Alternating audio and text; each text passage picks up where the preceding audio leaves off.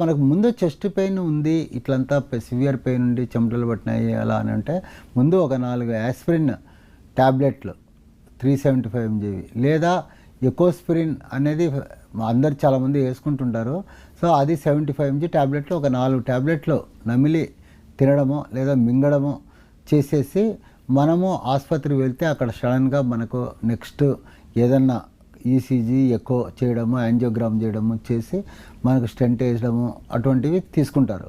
అలా కాకుండా సడన్గా మనకు ఉన్నట్లుండి కళ్ళు తిరిగి ఇలా పడిపోయినాడు అనుకోండి, అప్పుడు మన ఇంట్లో వాళ్ళు వెంటనే ఏం చేయాలంటే కింద పడుకోబట్టి సిపిఆర్ అని చేయాలి. చెస్ట్ మీద మనము మర్దన చేయాలి. ప్రతి 15 సార్లు చెస్ట్ మీద ఇలా పక్కనే నొక్కి గట్టిగా నొక్కుతూ ఉండాలి. ఒక 15 సార్లు నొక్కాలి.